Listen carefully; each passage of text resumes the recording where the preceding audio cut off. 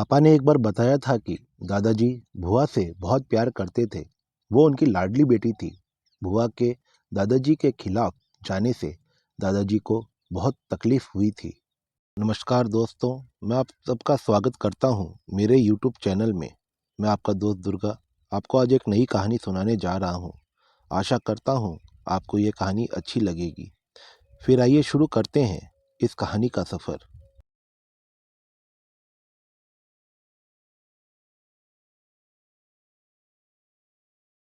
कहानी का नाम दादाजी की लाडली बेटी। लेखिका पिंकी सिंह है। मेरे दादाजी को ब्लड कैंसर था। डॉक्टर ने बताया कि वो कुछ ही दिन के मेहमान हैं। दादाजी अपनी ज़िंदगी के बचे हुए वक्त को मेरे साथ बिताना चाहते थे, इसलिए मुझे हॉस्टल से घर बुला लिया गया। मैं हॉस्टल से घर पहुंचा और सीधा दादाजी के कमरे में चला गया। मेरी आंखों में आंसू थे जो मैंने कमरे के बाहर ही पोंछ लिए थे। दादाजी ने जैसे ही मुझे देखा, कसकर अपने गले से लगा लिया। आंसू छिपाने की लाख कोशिशों के बाद भी मेरी आंखें उनके सामने छलक गई। रो मत बच्चे, मुझे तो एक ना एक दिन मरना ही था ना, और इसकी वजह कैंसर बनना चाहता है तो इसमें हर्ज ही क्या है। कहते हुए दादाजी हंस पड़े। उन्होंने मेरे आंसू पोंछे और फिर से अपने गले लगाते हुए कहा, जब तक मेरी आंखें खुली है तब तक नो रोना धोना। दादाजी की बात सुनकर मैंने उसी वक्त ठान लिया कि दादाजी के पास जितना भी वक्त बचा है मैं उन्हें खुश रखूंगा। मैं दादाजी को खुश रखने की पूरी कोशिश करने लगा और इसमें मेरे घर वाले भी मेरा साथ देने लगे। हम एक जॉइंट फैमिली में रहते थे। पापा और चाचा जी के अलावा हमारी एक बुआ भी थी। उनके बारे में हमारे घर में बात करना भी बंद हो चुका था, क्योंकि बहुत साल पहले बुआ ने दादाजी की मर्जी के खिलाफ जाकर शादी कर ली थी। इसलिए दादाजी ने उनसे अपने सारे रिश्ते तोड़ दिए थे। पापा ने एक बार बताया था कि दादाजी बुआ से बहुत प्यार करते थे। वह उनकी लाडली बेटी थी। बुआ के दादाजी के खिलाफ जाने से दादाजी को बहुत तकलीफ हुई थी, पर आज भी वह पापा के नाम से बुआ को हर महीने पैसे भेजते हैं, क्योंकि वो जानते हैं कि फूफो जी का कारोबार अच्छा नहीं चलता। लेकिन बुआ को यह पता नहीं था कि पैसे उन्हें दादाजी भेजते हैं।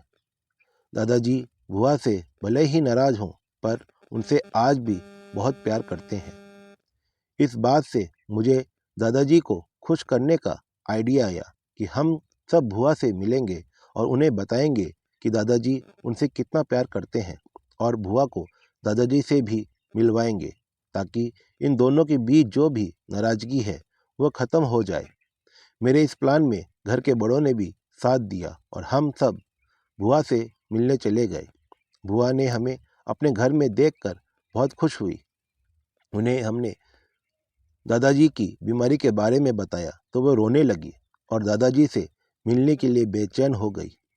हमने उन्हें यह भी बताया कि अब तक दादाजी ही पैसों से उनकी मदद करते आ रहे थे।